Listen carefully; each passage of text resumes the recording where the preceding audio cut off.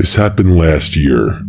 I was 22 at the time, completely burnt out from work, and I was going through one of those stretches where everything in life felt like it was happening to someone else. I won't get into specifics, but let's just say I had a colorful past, and by that point, I was actively trying to put some distance between myself and certain chapters of my life. What I needed more than anything was to disappear for a few days. We've all been there. I must have been venting out loud because one day at work, I found myself having a conversation with a coworker about this tiny island off the coast of Maine. The way he described it, the place sounded almost aggressively boring. No nightlife, barely any tourists after dark, and most people just took the ferry out for the day and left before sunset. He said if you stayed overnight, it was like having the whole island to yourself, which was exactly what I was looking for. I found a vacation rental listing for a standalone cottage right on the shoreline. The price was suspiciously cheap, and it was available on short notice, which probably should have raised some flags, but I wasn't exactly in a cautious headspace. I booked it without thinking twice. The cottage itself was small, just a single room with a bed, an unused kitchenette, and a bathroom the size of a closet. It was set back from the water, surrounded on three sides by thick brush that pressed right up against the walls. The front faced the ocean, with a single window covered by this thin, semi-translucent curtain that didn't do much to block the view in either direction. The walls were paper thin. I could hear the wind moving through the brush like it was right next to my ear. The door had a deadbolt and a chain lock that both looked like they'd been installed recently, which struck me as a little odd for such an isolated spot, but I didn't dwell on it. I took the late afternoon ferry over and spent the early evening just walking around the island. It was kind of surreal watching the place empty out as the day visitors filtered back to the mainland. By the time the sun went down, there was almost no one left. No streetlights, no ambient noise, nothing. I was pretty much left alone to enjoy the sounds of the ocean by myself. It was beautiful. I grabbed dinner at this little pub near the ferry landing. The bartender was friendly enough, but I noticed that she gave me a weird face when I told her where I was staying. On the walk back, I passed a small dock tucked into a cave maybe 100 yards from the cottage. There was a single blue motorboat moored over there. It stood out because all the other boats I'd seen on the island were larger lobster vessels. I made a mental note of it, but didn't think too much beyond that. I got back to the cottage around 10:30, locked the deadbolt and the chain, and settled in for the night. Up until that point, I was really enjoying the time away from everything. But of course, that peace didn't last. I realized my phone charger was busted, or maybe it was the outlet I was using. But the point is, my phone wouldn't charge no matter what I tried. I tried every outlet in the cottage. My phone was on low battery, and I was 100% sure it was going to die within the hour. Luckily, I didn't really need it to get back to the ferry. I had a physical ticket, but no one likes having a dead phone. I decided to just call it a night and go to sleep. I was exhausted anyway, and I did fall asleep pretty quickly actually. The exhaustion from the past few nights hit me all at once, and I was out within a few minutes of my head hitting the pillow. I woke up randomly in the middle of the night. I don't know what pulled me out of my sleep exactly, but once I was awake, I heard it. Footsteps on the gravel outside the cottage. They were close, right in front of the door, and whoever was out there was taking their time, which I could tell because there was a long pause in between each step. It definitely didn't sound like an animal scurrying around. I shifted in bed just slightly, and the footsteps stopped immediately. The silence that followed was uncomfortable in a way that I couldn't really describe. It stretched on long enough that I started to convince myself I'd imagined the whole thing, or that it really had just been an animal. I didn't want to move, so I just stared at the ceiling in that same position. I'm not sure what I was waiting for, but I was so freaked out that I couldn't even think straight. And a few minutes later, the footsteps came back. This time there was no mistaking the direction. They weren't passing by, they were approaching. I heard them come right up to the entrance of the cottage and stopped directly in front of the door. At that point, My heart was damn near pounding out of my chest. I felt like they could hear it, but there was nothing I could do besides try and be as silent as possible. As if the situation wasn't bad enough, whoever was out there turned on a flashlight and tried shining it through the front door. I couldn't move because I was petrified in fear. That person clicked off the light and tried the door handle. I shut my eyes and prayed the deadbolt would hold, and it did. I thought that would be enough of a deterrent, but I was wrong. A few seconds passed, and then they tried again, putting more weight into it this time. Then came several hard bangs, one after another. The sound was so loud in that tiny little cottage that I actually flinched with each impact. The bangs activated my brain though. The threat was more real, and even though I was still terrified, I knew I had to do something. So without thinking, I jumped out of bed while that person was still banging on the door and crouched down behind it. I was fully prepared for what was about to happen, but instead of that person bursting through the door, everything went quiet. I stayed crouched down for a few seconds, trying not to breathe too loudly. And then, and I still remember this vividly, whoever was on the other side of the door spoke. "I know you're in there, Leo."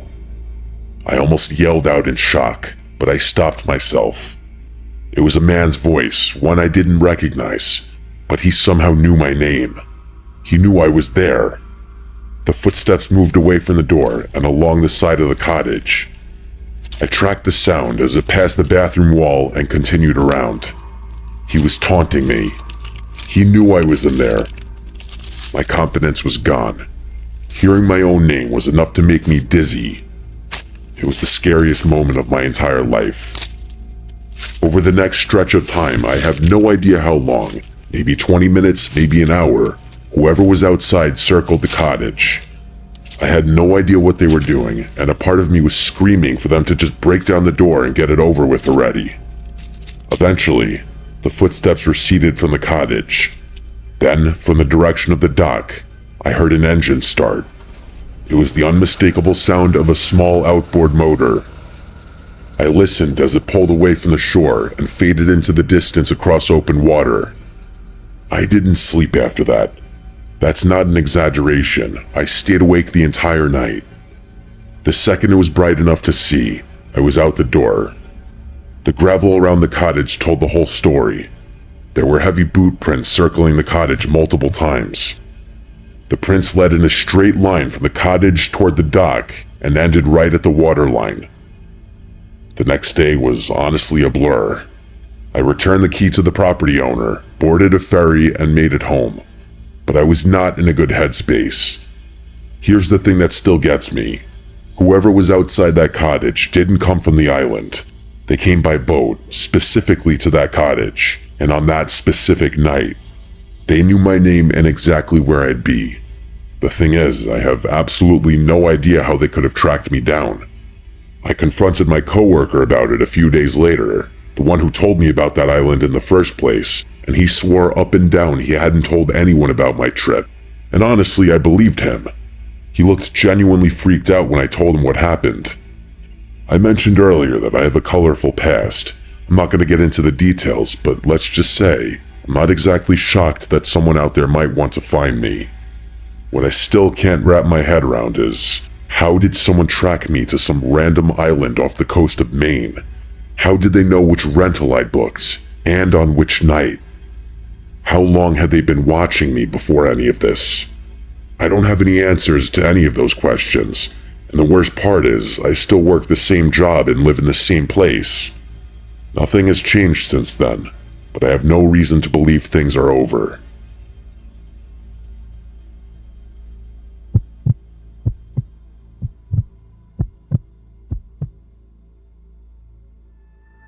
This happened many, many years ago. I'm a structural engineer, and at the time I was finishing up my graduate thesis on concrete degradation in marine environments. It was very boring, but it's what got me invited to Japan. This is all relevant, by the way. I was in Nagasaki for an academic conference. There was this professor I'd been corresponding with who had done extensive research on post-industrial decay. His name was Dr. Yamamoto, and he pulled some strings and arranged something I never thought I'd get access to, a research permit for Hashima Island. If you don't know Hashima, you've probably seen pictures of it without realizing. It's this tiny island off the coast of Nagasaki that looks like a battleship, completely covered in crumbling concrete apartment blocks. It used to be a coal mining operation, one of the most densely populated places on Earth at its peak. They abandoned it in the 70s when the coal ran out, and it's been rotting ever since. It's a UNESCO World Heritage Site now. Tourists can technically visit, but only on guided tours that stick to a narrow concrete path along the seawall. Civilians are expressly forbidden from entering the actual buildings due to structural integrity concerns. But I wasn't subject to the same restrictions, of course, which was thrilling and a little scary. I had to sign an exhaustive stack of papers, basically waiving my right to damages should I injure myself or something.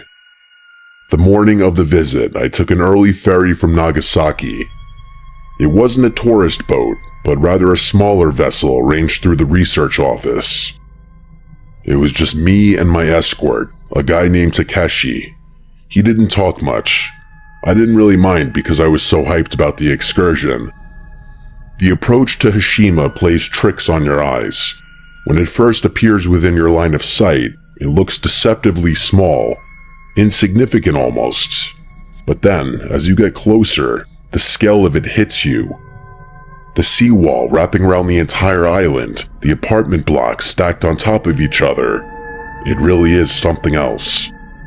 I had seen hundreds of photos, but none of them prepared me for actually laying my eyes on what I can only describe as a true wonder. Takeshi gave me the briefing on the dock. I had access to several buildings beyond the normal tour route. He actually had a list, but there were still rules, such as stay on designated paths, don't enter anything marked with red tape, don't remove anything, don't touch anything you don't need to, and stay within visual range of him at all times. He said that last part twice. I also had to wear a hard hat, steel-toed boots, and these bulky reinforced work pants that made it a little difficult to walk. Despite all the excess gear, the first couple hours were amazing. I was taking photos, taking notes, completely in my element. Takeshi followed at a distance, occasionally glancing at his watch. He clearly wanted this over with. We entered one of the large residential blocks around midday. The stairs were intact, but barely. You could see daylight through the gaps in the landing. Takeshi waited on the ground floor while I went up, which I thought was a little strange given his whole stay within visual range speech, but I wasn't gonna argue. It was kind of irritating having him follow me around anyway. I was on the 4th floor examining a section of wall where the concrete had completely separated from the rebar underneath when I noticed something off. The dust patterns were wrong. There was dust everywhere, obviously decades of it, but there was this path through it, like someone had been walking this route regularly. Not recently maybe, but often enough that the dust hadn't fully settled back. I followed it with my eye and realized it led to a room at the end of the corridor. I should have gone back down to tell Takeshi, which would have been the smart thing, but I was curious and wanted to check things out for myself. He probably would have just ushered me back downstairs anyway, depriving me of ever getting an answer, so I carefully walked over to the room and pushed the door open. I immediately noticed two things, both of which were incredibly unsettling. Firstly, there was this weird smell emanating from the room that I didn't recognize. It didn't really smell like anything natural, but I couldn't recognize it as any kind of human smell either. I know that makes no sense, but that specific smell was genuinely something I have never encountered before. The second thing was even more confusing. The wall I touched was hot, or at least noticeably warmer than any of the other surfaces I'd felt on the island. I stood there for maybe 30 seconds trying to process it. You might be thinking the warmth was probably due to sun exposure, and yeah, that makes perfect sense. That's what I was thinking too, even though there weren't any gaps in the ceiling. And I figured the smell could have been animals, even though I wasn't aware that any animals even lived on Hashima. I went back down and mentioned it to Takeshi. His reaction was immediate and strange. He didn't ask me any clarifying questions or even seem that concerned. He just told me that what I saw was impossible and that no humans or animals lived on the island. He didn't even ask me to take him to that room. When I insisted that he follow me so I could show him the smell for himself, he flatly refused. His reaction was really disturbing, to be quite honest. We continued the tour, and I started being much more observant every time he allowed me to enter a building. I kept noticing weird things, nothing fully revealing like clothes or anything like that, but weird markings and signs that something had been there. I say something because I didn't know whether I was seeing signs of a person or signs of an animal, which was the most confusing part. At one point, I mentioned more of these sightings to Kateshi, and this time he didn't even respond. Instead, he just pulled out his radio and spoke rapid Japanese into it. I had no idea what he was saying or who he was even talking to, but it was the first time he had used the radio since we got off the boat. When I asked him what he said, he told me he was checking the schedule. I obviously didn't believe him, but what was I supposed to do? Demand that he tell me what he said? I just ignored him, but I was significantly more unsettled after that. It was almost like he knew what was going on and just didn't want to tell me. We reached a taller residential block near the center of the island. Takeshi hesitated at the entrance. He actually stopped walking and stood there for a few seconds before following me in. I remember thinking that was weird. He'd been bored and impatient all morning, and now he was all attentive? But I didn't care. I wasn't going to let someone else's attitude stop me from exploring. The stairwell was narrow and dark, but structurally sound. We went up maybe 5 floors. Takeshi was right behind me the whole time, which felt like a change from his earlier indifference. And then, after walking into one of the corner rooms up there, I saw something that immediately validated all my previous concerns. Against one of the walls was a pile of blankets and a few empty bottles of water. There was no mistake about it this time. I was looking at definitive evidence of human habitation. I regained my composure after the initial shock and turned to show Takeshi. There was no way I was going to allow him to dismiss my claims this time. But when I stepped out of the room, he was gone. I don't know why, but seeing those items in that room didn't terrify me until I realized I was alone up there. It was like Takeshi having disappeared unlocked my brain, and only then was I able to process how scary the situation truly was. There was someone else on that island. I suddenly felt a very acute urge to strip out of my gear and scratch myself. My whole body was itching, and I was starting to freak out. I frantically made my way back to the stairwell we'd come up, thinking I'd just run down and end the trip short. But no, as if things weren't bad enough, I turned the corner and realized the stairs were blocked. There was a pile of rubble spilled across the landing, enough that I couldn't get through. I didn't have time to think about whether it had collapsed naturally or whether someone had piled it there purposefully. I just turned and ran. I ran past that room and down the corridor, praying that there was another stairwell somewhere close by. I didn't care about the structural damage anymore. I was so scared and didn't care about anything other than getting the hell out of there. As I was sprinting down the hall, I heard movement from somewhere behind me. It sounded like footsteps stepping out into the hallway. I didn't turn around, no chance in hell. I just kept running. The only problem was that it was like a maze in there. I was too scared to think straight, and I felt like I was running in circles. The whole time I could hear footsteps behind me. At first I thought it was Takeshi, but after a while I realized there were multiple sets of footsteps, which meant I was being followed by multiple people. I finally found another stairwell, and I practically jumped down it. I don't remember much about getting out of the building. I remember daylight and then sprinting across open ground and then the dock. Takeshi was just standing there by the boat. Seeing how unfazed he looked took me from scared to downright angry. I started screaming at him about what I had seen, about the people in that building, about him abandoning me, everything. I think I even accused him of piling that rubble up in an attempt to strand me in there. He barely even blinked. It was like he wasn't hearing what I was saying. I wanted to put my hands on him, but that would have been a terrible idea. He was my way off the island. He had all the power. I had none. The way he didn't even react to what I was saying only made me angrier. At one point, I actually kind of hoped that whoever had been stalking me in that building would turn a corner so Takeshi would believe me. He waited for me to finally calm down, and then instead of acknowledging anything I had said, he just said we were leaving. I didn't know what to think. I was still pretty unsettled and scared at what had just happened, but I was also horrified that this guy was refusing to acknowledge any of it. It genuinely made me think that he knew something about what had happened. Or worse, maybe he had caused it himself. Maybe he had been the one to pile that rubble.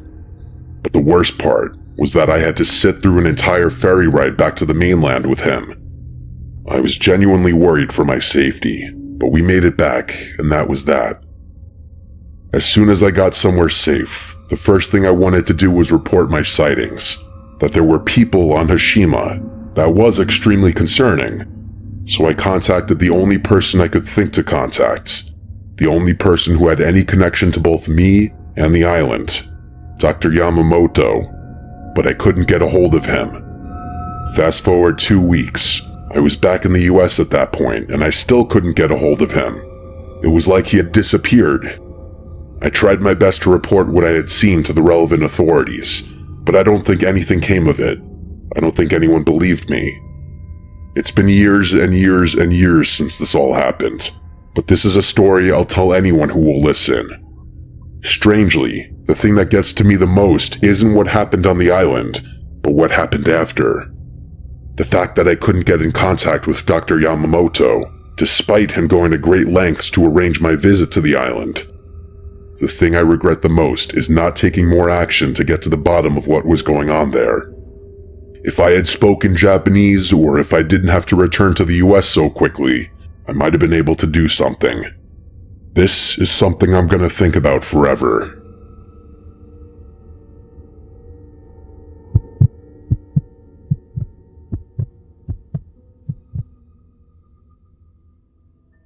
This happened a long time ago. I'm talking 10 plus years. It was during my very last semester of college. I was majoring in history, and I was deep into my senior thesis, which focused on abandoned institutional spaces, places like defunct hospitals, asylums, rehab centers, especially ones that still existed in or around major cities.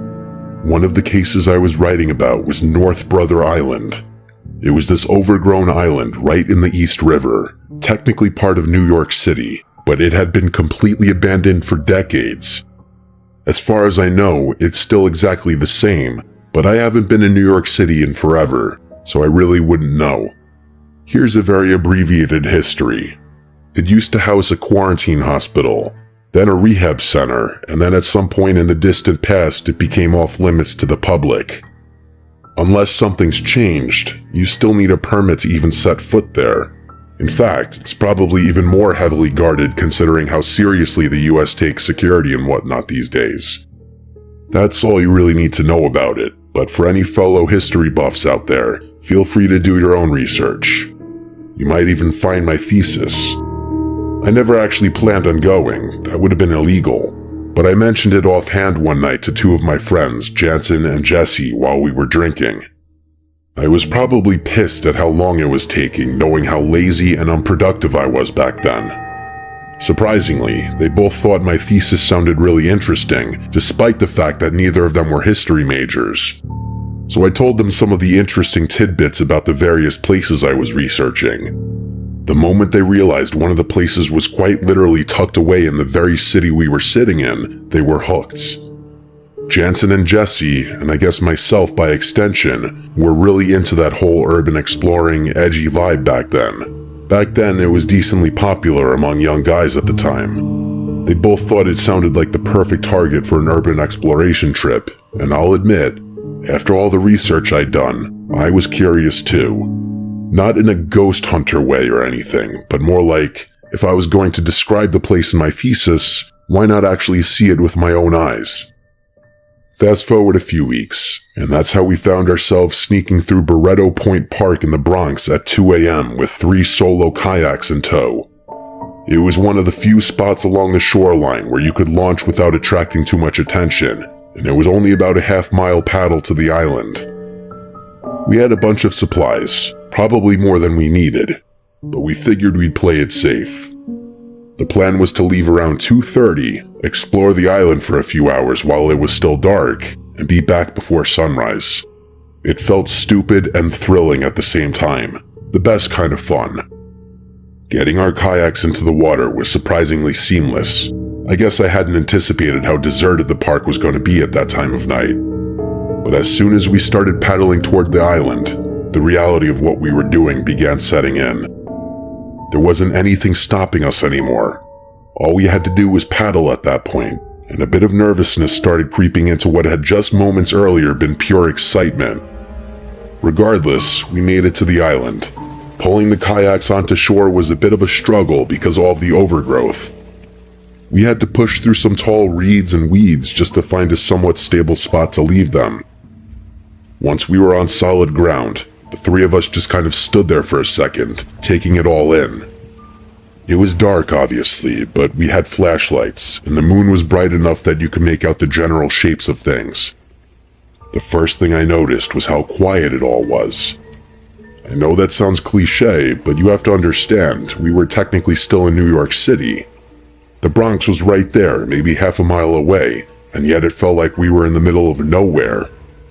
We started walking inland. It didn't take long for Jansen and Jesse to realize just how big the island actually was. I had told them beforehand that it wasn't some tiny little rock. I think I even showed them a map at some point, but they clearly hadn't internalized it. As we made our way deeper, we started passing building after building. Most of them partially collapsed or so overgrown that you could barely tell they were buildings at all. At one point, Jesse stopped and just stared at this one structure that had a tree literally splitting it in half. He said it looked like something out of a post-apocalyptic video game, like one of the ones where you're scavenging through the ruins of civilization. He wasn't wrong, that's exactly what it felt like. There was something almost alien about the way nature had reclaimed everything, like the island was actively trying to swallow any evidence that humans had ever been there. I remember thinking that if I didn't know better, I'd assume the place had been empty for centuries, not decades. We explored a few of the more intact buildings, shining our flashlights into rooms that hadn't seen visitors in God knows how long. Most of them were empty, but in one of the larger buildings, Jansen found something on the ground near a doorway, a half-empty can of spray paint. He immediately wanted to use it, and Jesse was on board. I told him no, that it felt disrespectful, not just to the buildings, but to the history of the place. People had lived there and people had died there, but they pointed out that there was already graffiti all over the walls, some of it pretty elaborate, and argued that a little more wasn't going to make a difference. I didn't have the energy to keep fighting about it, so I told them I wasn't going to stop them, but I wasn't going to stick around and watch either. In hindsight, wandering off was probably a mistake. I made my way through a few more rooms, trying to take mental notes for my thesis, but the further I got from Jansen and Jesse, the more unsettling everything became. It's hard to explain unless you've been in a situation like that. When you're with other people, even in a creepy place, there's a buffer. You can tell yourself it's fine because nothing bad would happen with witnesses around or whatever. But being alone is a completely different story. I was walking down a long hallway in one of the larger buildings. I think it might have been part of the old hospital complex, when I heard Jesse's voice call my name from somewhere ahead of me, from one of the rooms further down the hall. The sound of it made me jump, and even though I knew it was him, I was still pretty freaked out. I started walking toward it, and something began to feel off. For Jesse to be ahead of me, he would have had to take a completely different route through the building. That wasn't impossible. There were multiple hallways and stairways, but it would have meant he left Jansen almost immediately after I did, and then speed walked or even ran just to loop around and end up in front of me. That didn't make any sense. Why would he do that? There were too many rooms branching off from the hallway, and I couldn't tell exactly which one the voice had come from, so I called out to him, asking where he was. I got a response almost immediately from a room just a few doors down on my left. It was definitely Jansen's voice, and all he said was, "In here." I walked toward it. The doorway was dark, darker than the hallway, which was already pretty dark, and I couldn't see anything inside. I figured Jesse and Jansen were probably just messing with me, trying to scare me for wandering off, which is exactly the kind of thing Jansen would think was hilarious. I stepped into the room without really thinking about it and swept my flashlight around the room. It landed on a figure standing in the far corner of the room, facing the wall. For a split second, my brain tried to convince me it was one of my friends, but it wasn't. It couldn't be. Whoever this was, they were really tall, easily 6.5 feet, maybe more. Neither Jansen nor Jesse were anywhere close to that height. I can't express how scary seeing that figure was. I screamed. I couldn't help myself. I ran out of that room as fast as I could. I didn't care about being quiet anymore. I was yelling for Jansen and Jesse to run as loudly as I could.